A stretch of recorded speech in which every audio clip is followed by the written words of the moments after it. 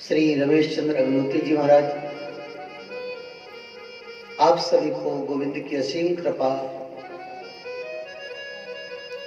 इस भागवत प्रांगण में उपस्थित समस्त श्रोता बंधु व समस्त उपस्थित दिव्यात्माएं, अमलात्माएं, पुण्यात्माएं,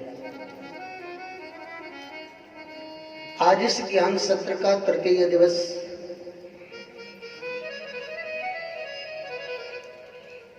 गोविंद की असीम कृपा कि हम आप सभी ऐसे पवित्र धाम में, जहां पे संत महापुरुष तपस्या कर देते हैं, वह भूमि तीर्थ हो जाती है। तीर्थ को भी पवित्र करने वाले संत होते हैं। एक बार ब्रह्मा जी से गंगा जी ने प्रश्न किया, हे ब्रह्मा जी, आप मुझे पृथ्वी लोक में भेज रहे हैं और वहां पर पापात्माएं हमें अपने पाप धुलेंगे। पापी लोग आएंगे, हमें स्नान करेंगे, आचमन करेंगे, वो पाप को प्रक्षालित करके चले जाएंगे। तो महाराज, ये पाप इकट्ठा मेरे पास ज्यादा हो जाएंगे तो मैं क्या करूंगा? जब मेरे पास पाप का संग्रह हो जाएगा, ज्यादा मात्रा में पाप हो जाएंगे, तब मैं उन पापों को कैसे समाप्त करूंगा?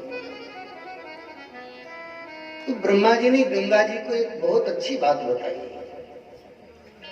गंगा जी, आप जाइए पृथ्वी लोक में, और पृथ्वी लोक में जब आपके जल में पापी लोग पाप को धुल जाएंगे और जब कोई हरि का अनुरागी संत, भगवान का परम प्रिय भक्त जो निरंतर नाम का जप करता है अनुरागी के साथ, वो आके तुम में स्नान करेगा ना, तो उनके चरणों के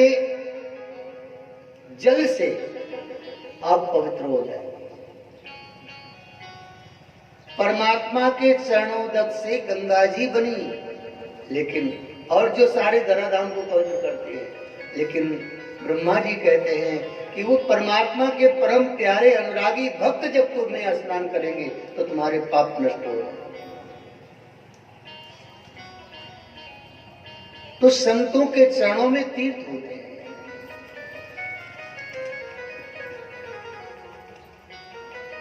ऐसे पवित्र धाम में हम आप बैठ करके भगवान की एक कथा श्रवण कर रहे हैं। क्षण मात्र के लिए कथा सुनी जाए तो भी जीवन का कल्याण कर देती है। वैसे तो महापुरुष कहते हैं कि निरंतर सुनते रहना चाहिए कथा। स्वाध्याय यानी शास्त्र हमारा परम मित्र है। शास्त्र के प्रति किसी का अनुराग हो जाए तो उसका जीवन फिर बिगड़ता नहीं, क्योंकि शास्त्र उसको मार्गदर्शन करता रहता है। समझ में आए चाहे ना आए, लेकिन शास्त्र आपको सही मार्ग में ले जाए। पढ़ने की आदत पड़ जाए। महाराज सुखदेव जी महाराज जी से परीक्षित जी ने प्रश्न किया है।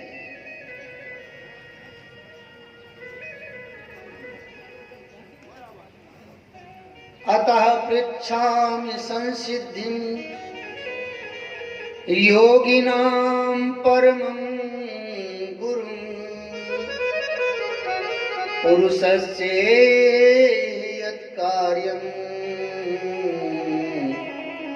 म्रियमाणस्य सर्वथा। आप कृपा करके बताइए, म्रियमाण पुरुष को क्या करना चाहिए? म्रियमाण कहते हैं जिसको अपने मृत्यु के समय का ज्ञान हो गया। हमें आपको पता नहीं कि हमारा मरण कब होगा, लेकिन परीक्षित जी को पता चल गया है कि आज से 60वें दिन हमारी मृत्यु होगी। तो परमहंस श्री सुखदेव जी महाराज जी से प्रश्न किया, म्रियमाणस्य सर्वथा, उसे क्या करना चाहिए महाराज? सुखदेव जी महाराज जी बहुत प्रसन्न हुए। सुखदेव जी महाराज जी कहते हैं कि वरीयाने स्थिते प्रश्ना, वरीयाने स्थिते प्रश्ना कृतो लोकहितं नृप, आत्मवित्सम्मता पुंसाम् श्रोतव्यादिसूया परा। हे परीक्षित, म्रियमाण पुरुष को क्या करना चाहिए? आपने बड़ा उत्तम प्रश्न किया है। वरीयानेश, वरीयानेश का मतलब होता है अति श्रेष्ठ। ते प्रश्न, आपका प्रश्न बहुत उत्तम है। आत्मवित् सम्मतः, आत्मविद जो आत्मज्ञानी, बड़े जो ब्रह्म ज्ञान में रत रहने वाले हैं, आत्मज्ञान की बात करने वाले हैं, एक आत्मज्ञानियों के सम्मत प्रश्न है आपने।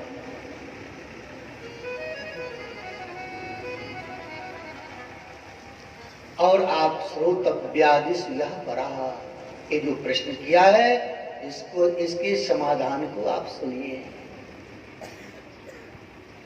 परीक्षित जी बहुत प्रसन्न भये और श्री सुखदेव जी महाराज जी के सामने हाथ जोड़ करके बैठे हैं। सुखदेव जी महाराज जी कहते हैं, राजन, इस प्रश्न का समाधान केवल भागवत है। इदं भागवतं नाम पुराणं ब्रह्म संहितं अधीतवान् द्वापरादौ पितुर्देवापायनम्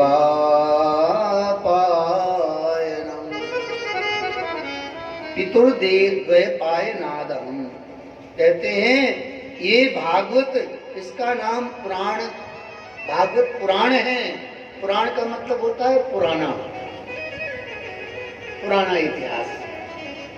भागवत जी में सब जितना भी इतिहास है सब प्राचीन इतिहास है। बड़े बड़े राजा महाराजाओं का, बड़े बड़े भक्तों का इसमें जीवन चरित्र है। यानी परमात्मा ने किस निमित्त से अवतार धारण किया है ये बताया। और इसका मुख्य उद्देश्य है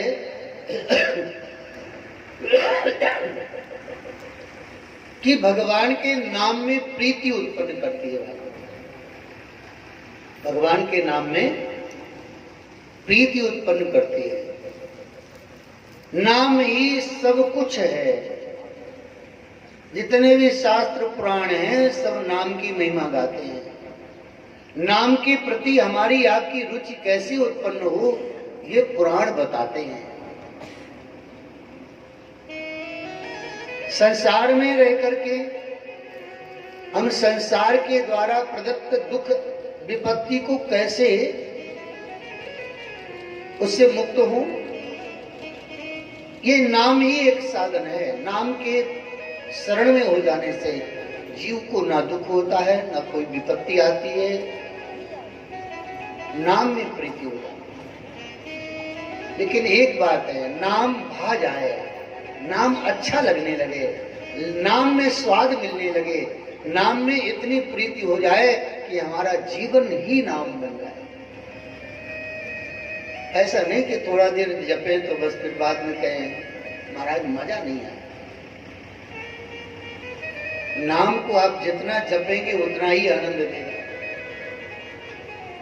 नाम के लिए तो ये तक कहा गया है कि भावे कुभावे अनघे आलसाऊ, भाव कुभावे अनघे आलस हो, भावे कुभावे अनघे आलसाऊ, भाव कुभावे अनघे आलस हो, नाम जपत मंगल देसी दसाऊ, नाम जपत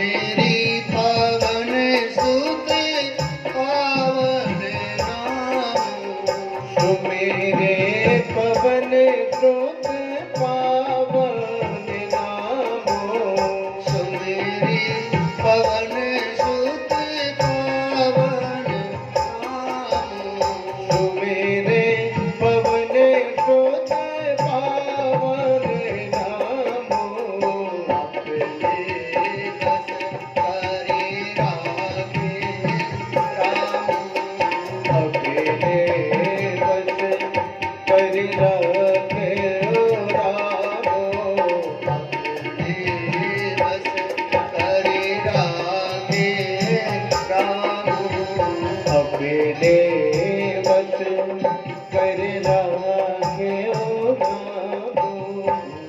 नाम की बहुत बड़ी महिमा।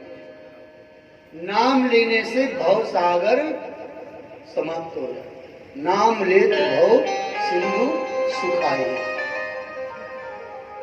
सूख जाता है भव सागर। थोड़ा सा आवाज देना बेटा। नाम लेने से ये भव सागर सूख जाता है और आप जो है दौड़ते दौड़ते भव सागर पार कर सकते। जो भव सागर पार करने में बड़े बड़े ज्ञानी जन को भी बड़ा कठिन है, डूब जाते हैं। बड़े बड़े जहाज भी भव सागर में डूब गए, लेकिन नाम लेने मात्र से भव सागर खाली और आप आराम से पार हो गए। इसलिए नाम की महिमा बहुत बड़ी है।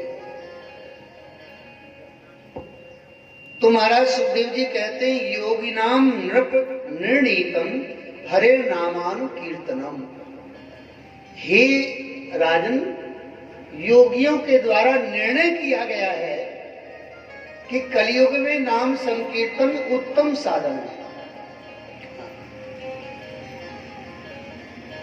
अगर आप कहें कि सबसे उत्तम साधन क्या है हमारा, तो सबसे उत्तम साधन है हरि नाम संकीर्तन। और एक विशेषता है नाम संकीर्तन की, ध्यान से सुनिएगा। नाम संकीर्तन की बहुत अच्छी विशेषता है। आप नाम जप करने बैठे तो आपका मन नहीं लगेगा। थोड़ा देर मन लगाएंगे, फिर मन कहीं चला जाएगा। माने जो आपका कारोबार होगा, जो काम करते होंगे, उधर चला जाएगा, घर परिवार में चला जाएगा। नाम जपने के समय सत्संग करेंगे तो भी थोड़ी देर सत्संग सुनेंगे, फिर मन कहीं ना कहीं चला जाएगा। स्वाध्याय करेंगे तो भी आप मन चला जाएगा। आप यज्ञ कर रहे होंगे तो भी आप शरीर से यज्ञ कर रहे हैं, लेकिन मन अपसेंट है। हर सत्कर्म में मन चला हो जाता है, लेकिन कीर्तन में मन ऐसा हो नहीं सकता है कि कीर्तन कर रहे हो और आपका मन कहीं और चला। कीर्तन ऐसा साधन है कि जब आप कीर्तन कर रहे होंगे ना, तो आपका मन कहीं जा नहीं सकता है, कीर्तन में ही रहेगा। करके देख लीजिए। श्रीमन नारायण नारायण नारायण नारायण नारायण नारायण लक्ष्मी नारायण नारायण नारायण लक्ष्मी नारायण नारायण नारायण भजमन नारायण नारायण नारायण भजमन नारायण नारायण नारायण गोविंद नारायण नारायण नारायण गोविंद नारायण नारायण नारायण श्री हरि नारायण नारायण नारायण श्री हरि नारायण नारायण नारायण भजमन नारायण नारायण नारायण भजमन नारायण नारायण नारायण। नाम संकीर्तन सबसे उत्तम साधन है। अगर आपका मन बहुत भटक रहा हो, मन में बड़ा कोई कष्ट हो किसी विषय से, कोई कारण से, तो आप नाम संकीर्तन करना प्रारंभ कर दीजिए। आपके मन की व्यथा समाप्त। धीरे धीरे नहीं करना होगा, जोर जोर से। जितना जोर जोर से उच्चारण करेंगे, नाम का संकीर्तन करेंगे, उतना ही आपका मन पवित्र होगा। संत महात्मा शोध करके बताते हैं, जो किया है उसको बता रहे हैं, प्रैक्टिकल बात है। महाराज सुखदेव जी महाराज जी ने परीक्षित जी को बताया, ये भागवत उत्तम साधन है। वैसे तो कई साधन बताए गए हैं। संत महात्मा कहते हैं कि जितासनो जितश्वासो जित संगो जितेन्द्रिया।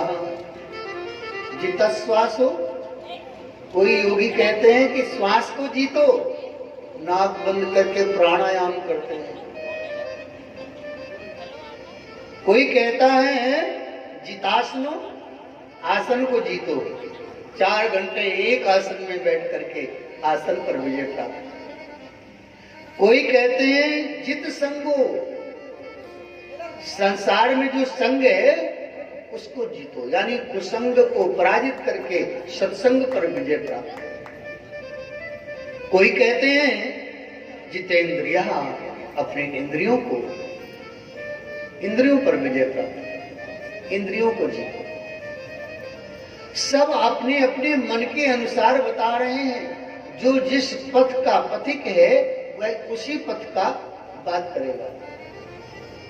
आप रीवा गए हैं, जाते हैं, तो आप जिस रास्ते से रीवा जा रहे हैं, कोई पूछेगा कि रीवा कैसे जाना है, तो आप उसी रास्ते को बताएंगे। आप ये नहीं कहेंगे कि आप सतना जाओ, सतना से घूम करके रीवा जाओ, ये नहीं कहेंगे। यहाँ से सीधा रोड बना हुआ है, जो रास्ता से आप चल रहे हैं उसी रास्ते की बात करेंगे। ऐसे योगी जन परमात्मा को प्राप्ति का जो साधन अपने जीवन में ला रहे हैं वो वही बताए। लेकिन राजन, सबसे उत्तम साधन है कि समस्त इंद्रियों को परमात्मा को समर्पित करो। समर्पित करने का तात्पर्य है कि जो हम कार्य कर रहे हैं वो सब परमात्मा के लिए करना चाहिए। हमने प्रथम दिन बताया था शायद कि जैसे हम भोजन बनाते हैं ना, तो अपने लिए बनाते हैं, अब वो भोजन ठाकुर जी के लिए बनाना शुरू करते हैं कि ठाकुर जी का प्रसाद बन रहा है। पाना हम ही आपको है, लेकिन उसका नाम हो गया कि प्रभु का प्रसाद बन रहा है। प्रभु का प्रसाद पवित्रता से बनना चाहिए। प्रभु के प्रसाद में कोई दोष ना आ जाए, कोई छू ना जाए, कितनी पवित्रता से। लेकिन ऐसी पवित्रता से बनाए हुए प्रसाद को जो प्राणी, जो मनुष्य पाएगा, उसकी बुद्धि अपने आप शुद्ध हो जाएगी। हम अपवित्र भोजन को करते हैं, इसलिए हमारी बुद्धि अपवित्र हो रही है। पवित्र भोजन करें। आजकल देखते हैं ये बफर सिस्टम जो चल गया है ना, इस सिस्टम ने तो पूरे संसार के सिस्टम को बर्बाद कर दिया। इतनी अपवित्रता। और हमारे महापुरुष कहते हैं आहार शुद्ध होना चाहिए। आहार शुद्ध होगा तो आपके विचार शुद्ध होंगे, विचार शुद्ध होगा तो आपका व्यवहार शुद्ध होगा, आपकी क्रिया शुद्ध होगी। हमारा आहार अपवित्र है, जहां चाहे जैसे चाहे वैसे खा लेते हैं भोजन, किसी का भी बनाया हुआ, किसी का भी। सोचो, भोजन बनाने वाला क्या वृत्ति का, उसकी विचार शक्ति क्या है, उसकी क्रिया कैसी। ऐसा नहीं कि सबके हाथ का भोजन करें, उसकी मानसिकता शुद्ध होना चाहिए, सात्विक होना चाहिए। भोजन बनाए तो परमात्मा के नाम का स्मरण करते हुए भोजन बनाए। ये भय बना रहे कि प्रभु का प्रसाद है, इसमें कोई दोष ना आए। और हम आप पता नहीं कैसे कैसे भोजन करते। पहले पंगत होती थी, शादी ब्याह में देखते हैं, पहले पंगतें होती थी। पंगत में सब लोग बैठे हुए हैं, भोजन कर रहे हैं, और परोसने वाले नहीं एक पूरी और ले लीजिए। अभी हम बाबू साहब के यहाँ से भोजन करके आए ना, कुंवर बहादुर सिंह जी के यहाँ से, देखो कितने प्रेम से एक पूरी और एक पूरी, कितना प्यार से खिलाया उन्होंने। और नहीं मन कर रहा है तब भी हमने एक पूरी ले ली, नहीं थोड़ा सा एक चम्मच खीर ले ली। ये प्यार है, ये स्नेह है। पंगत में स्नेह दर्शाता है। और बफर सिस्टम में पा रहे हो कि नहीं पा रहे हो, भूखे बैठे रहो, कोई कहने वाला नहीं है। कोई नहीं पूछेगा कि भोजन किया कि नहीं। और वही झूठा भोजन उसी से ले रहे, उसी से खा रहे, उसी से। ऐसा अपवित्र भोजन का त्याग करना चाहिए। मत भोजन करो, भूखे रह जाओ, लेकिन अपवित्र भोजन का कभी आहार मत करो। इसलिए भोजन शुद्ध होना चाहिए। तो कहते हैं इंद्रियां परमात्मा को समर्पित कर दो, यानी इंद्रियां जो हम सुनते हैं, श्रवणेंद्रिय को परमात्मा को समर्पित कर दो कि ठाकुर जी आज से हम आपकी कथा सुनेंगे, आपका लीला सुनेंगे, आपके नाम को सुनेंगे, आपके गुणानुवाद को सुनेंगे, हम आपके चरित्र के अलावा संसार का कुछ नहीं सुनेंगे। ये समर्पण है।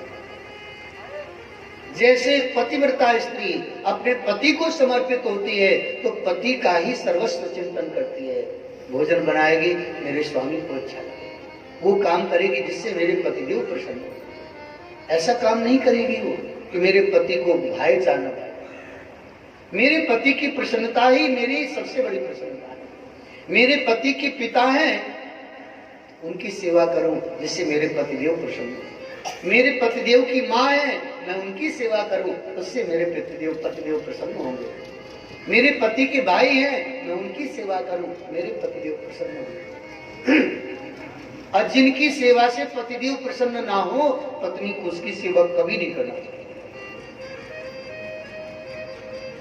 पतिव्रता का धर्म। ऐसे ही साधक को चाहिए कि हम वो कर्म करेंगे जिससे मेरे गोविंद प्रसन्न हो। हम वो सुनेंगे जिसमें परमात्मा का नाम हो। हम वह सुगंध लेंगे जो परमात्मा के ऊपर चढ़ा हुआ पुष्प होगा, उस निर्माल का सुगंध लेंगे। हम वही पाएंगे जो हमारे प्रभु को भोग लगाया गया है। परमात्मा को अर्पण किया हुआ वस्तु ही भोग पाएंगे। बिना अर्पण किए हम कुछ नहीं पाएंगे, चाहे वो 56 भोग क्यों। ये इंद्रियों का समर्पण है, मन का समर्पण है कि मेरा मन संसार में नहीं जाएगा। मैं जो भी मन से सोचूंगा, मैं गोविंद के बारे में सोचूंगा। सुखदेव जी महाराज जी परीक्षित जी को बताए,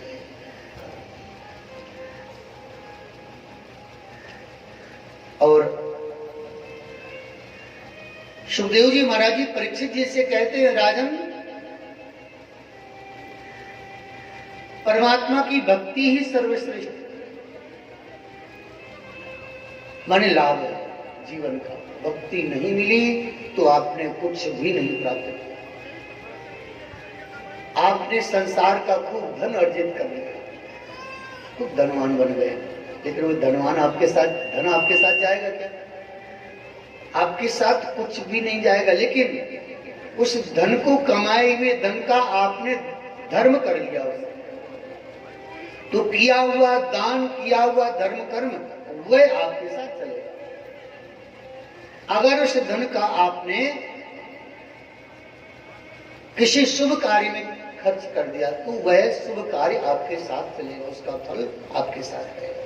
इसलिए जो धन की है 3 गति बताई गई है, दान, भोग, नाश।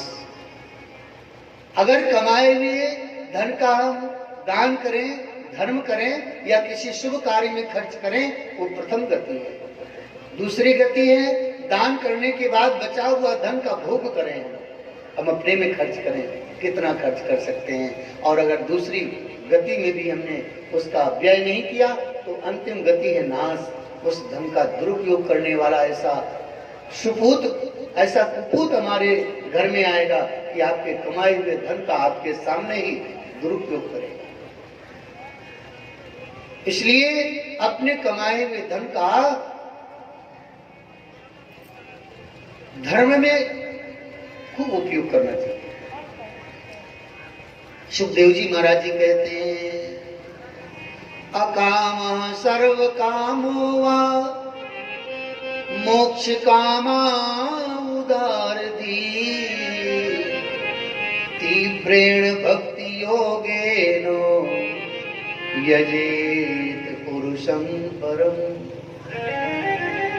जो ज्ञानी जन है, जो विवेकी जन है, वह अपने मन में भगवान की उपासना कैसे कहते हैं? अकामो। अकाम मतलब निष्काम भाव से। हमें कोई कामना नहीं है। जैसे यहाँ सेवा कर रहे हैं ना दुर्मनपुर धाम में, कोई कामना से नहीं कर रहे हैं कि लोग हमें कहेंगे वाह आपने बहुत अच्छा काम किया। कोई अगर ऐसी भावना से कर रहा है तो उसको वाह मिल रही है, उसको लोग कह रहे हैं नहीं भैया आपने बहुत अच्छा काम किया है। लेकिन अगर कोई निष्काम सेवा कर रहा है तो क्यों कर रहा है? मेरे हृदय में भगवान की भक्ति आ जाए। अकाम सर्व कामो वा, ये सर्व कामना से किया हुआ ये जन्म मोक्ष काम, मोक्ष की प्राप्ति के लिए कैसे भी परमात्मा के साधन को किया जाए, सेवा किया जाए। कहते तीव्रेण भक्ति योगेनो येद पुरुषम परम, जो ज्ञानी जन हैं वो परमात्मा की भक्ति को प्राप्त करने के लिए बड़े अनुराग के सहित कर्म करते हैं।